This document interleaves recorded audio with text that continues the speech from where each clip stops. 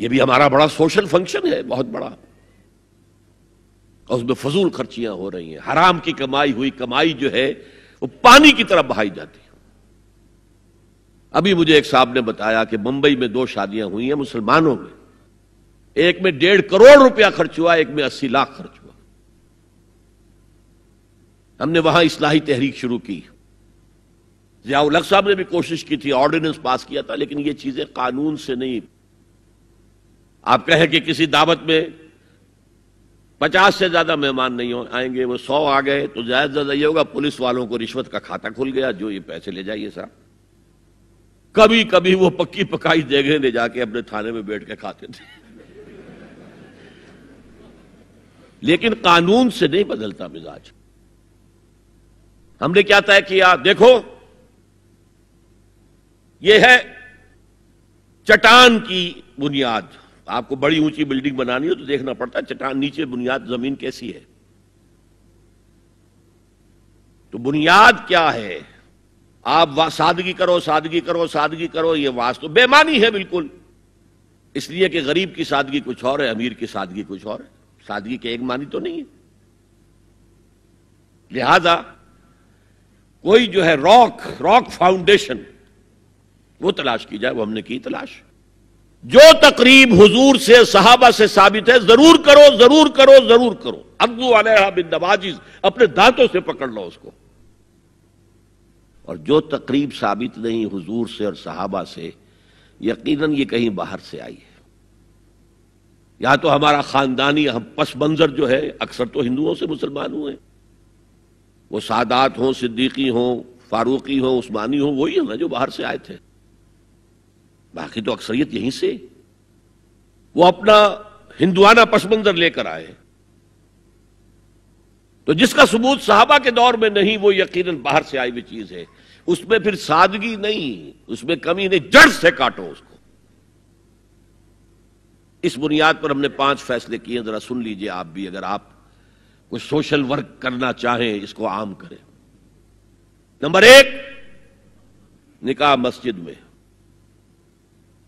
حدیث موجود ہے، ترمذی شریف کی روایت، اعلنوا ھذا النکاح واجعلوہ فی المساجد، نکاح کا اعلان عام کیا کرو، مسجدوں میں منعقد کیا کرو۔ میں حیران ہوتا ہوں کیوں نہیں علماء کرام نے اس کی طرف توجہ دلائی۔ حدیث ہے، ہاں میں مانتا ہوں ان کا کہنا یہ ہے کہ یہ یہاں جو امر ہے کہ مسجد میں منعقد کرو، یہ امر وجوب کے لیے نہیں ہے، استحباب کے لیے، مستحب ہے یہ کہ مسجد میں۔ تو بھائی مستحب کیوں چھوڑ رہے ہو تم؟ وہ اس لیے چھوڑنا پڑتا ہے، مولوی بیچارے کی حیثیت ہے ہی نہیں معاشرے میں کہ وہ کہے جناب یہاں آئیے میرے پاس، میں نہیں آؤں گا آپ کے گھر نکاح پڑھانے کے لیے۔ وہ اپنا رجسٹر بغل میں دبائے بیٹھا سوکھتا رہتا ہے۔ وہ تو آنی تھی بارات عصر کے وقت، مغرب بھی جا رہی ہے، آئی نہیں، وہ بیٹھا غریب۔ پہلے 20-30 روپے ملتے تھے، اب 200 300 400 ملتے ہیں، اور کیا ہے۔ میں نے انہیں یاد دلایا، دیکھو شرم کرو، عیسائیوں نے آج تک اپنے چرچ کی اور اپنے پادری کی عزت یہ رکھی ہے کہ شہزادے اور شہزادی کی شادی ہوگی وہ بھی پادری چرچ میں آئیں گے۔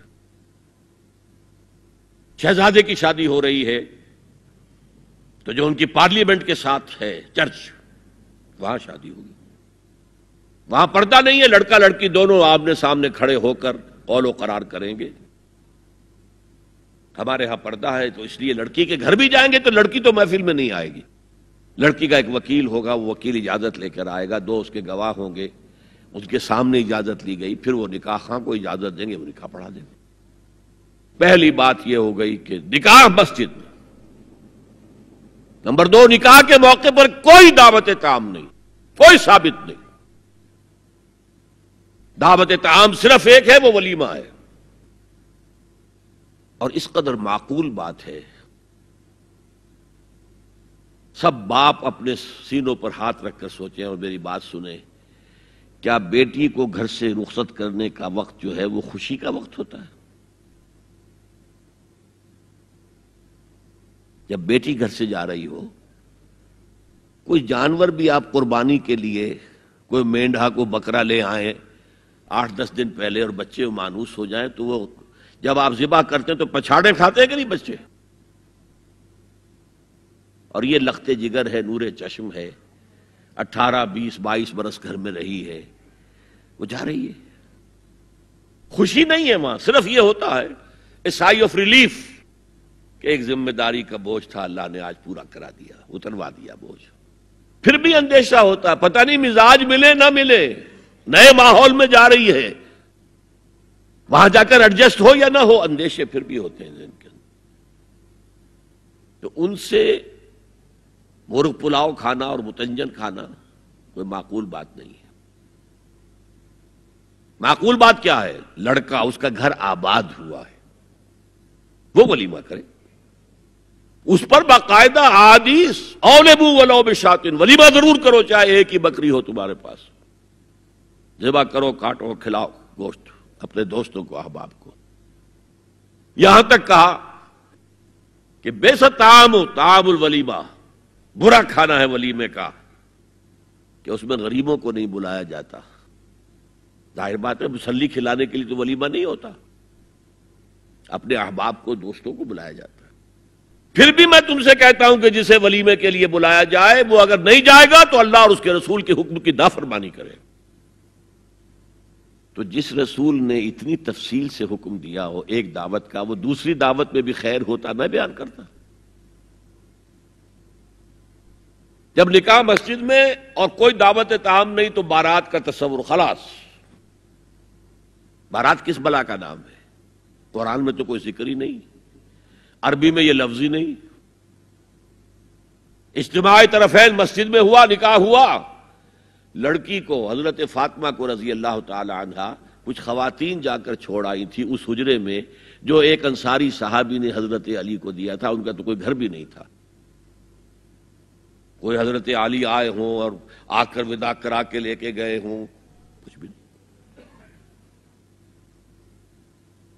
چوتھی چیز، جہیز کا کوئی تصور اسلام میں نہیں، خالص ہندوانہ رسم، خالص ہندوانہ رسم، خالص ہندوانہ رسم۔ ہندوؤں میں کیوں ہے؟ وہ اس لیے ہے، معقول بات ہے کہ لڑکی کا وراثت میں کوئی حصہ ہے ہی نہیں، وہ تو جب گھر سے نکل رہی ہے کچھ دے دلا کے رخصت کر دو، دان دہیج، یہ خیرات ہے، لڑکی کا حق کوئی نہیں ہے گھر پر۔ اسلام میں تو لڑکی وارث ہے، والد فوت ہوں گے وراثت تقسیم ہوگی، والدہ فوت ہوں گی کوئی ان کی ہے ملکیت وہ تقسیم ہوگی۔ شادی کے موقع پر کوئی جہیز اسلام میں نہیں، قطعاً نہیں۔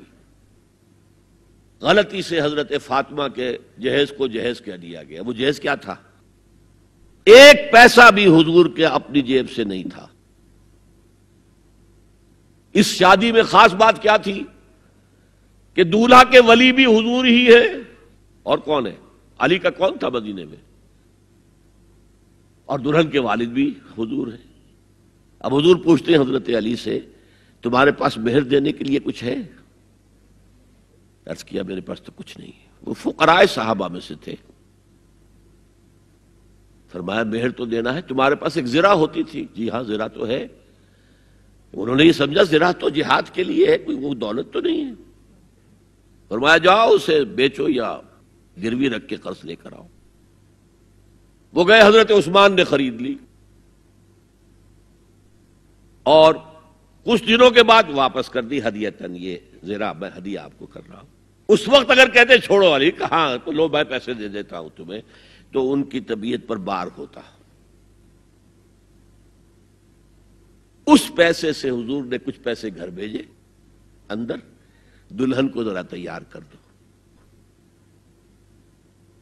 اور کچھ پیسوں سے وہ ایک گدا جس میں کھجور کی کھال بھری ہوئی تھی، اور 2 تکیے جس میں کھجور کی کھال بھری ہوئی تھی، ایک مشکیزہ، کنویں سے پانی تو لانا ہی ہے نا، ایک چکی، جو ہو یا گیہوں ہو پیسنا تو ہے نا، کوئی 1-2 برتن اور، اللہ اللہ خیر صلی اللہ، یہ تھا جسے جہیز کہتے ہیں، جس میں ایک پیسہ بھی حضور کا شامل نہیں ہے۔ وہ حضرت فاطمہ کا مہر تھا جسے بنایا گیا، ورنہ مدینے ہی میں دوسری آپ کی صاحبزادی کا نکاح حضرت عثمان سے بھی ہوا، کہیں ذکر ہے جہیز کا؟ حضرت عثمان کا گھر بھرا ہوا، ہر چیزیں موجود، وہاں تو پھر جہیز کا تذکرہ نہیں۔ بہرحال یہ شادی کو آسان کرو زنا کو مشکل بناؤ. یہاں شادی کے لیے 9 من تیل ہوگا تو رادھا ناچے گی، ورنہ یہ کہ بڑی ہو رہی ہے، عمر ہو رہی ہے، سب کچھ ہو رہا ہے، لیکن کچھ تقاضے تو ہے نا، آخر کچھ تو کرنا ہوتا ہے نا، آخر کچھ نہ کچھ لوگوں کو تو کھانا کھلانا ہی ہوتا ہے نا، بارات تو آخر آئے گی ہی نا، کچھ نہ کچھ تو دینا ہی ہوگا، کچھ جوڑے کپڑے، کچھ یہ.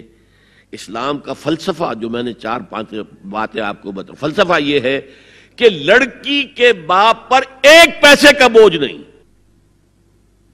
اس نے لڑکی پال پوس کے تمہارے حوالے کر دیا، اب اور کیا چاہتے ہو تم؟ سارا مرد آزماں مرد آفرین، مرد کو چیلنج دیا ہے، تم مرد ہو، مہر تم دو گے. اور سب سے بڑھ کر کیا ہو رہا ہے آج کل بھی ہوتا ہے، وہ ہمارے ایک کچھ کام ہوتے ہیں اسلامی، وہ بھی ہے، کچھ وہی ہندوانہ پس منظر. نکاح کی محفل میں چھوارے کون لے کے آتا ہے جی؟ لڑکے والے. اور پلاؤ کن سے کھاتے ہیں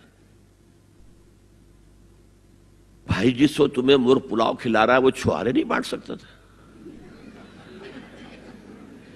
یہ ہے اسلام اور غیر اسلام کا امتزاج. چھوارے لڑکے والے لے کر آئیں گے اور پھر دعوت اڑائیں گے لڑکی والوں کی طرف سے. هي الحلقات تحفظني بآيات من القرآن، هي الحلقات تملأني بحب المصطفى العدنان، هي الحلقات تحفظني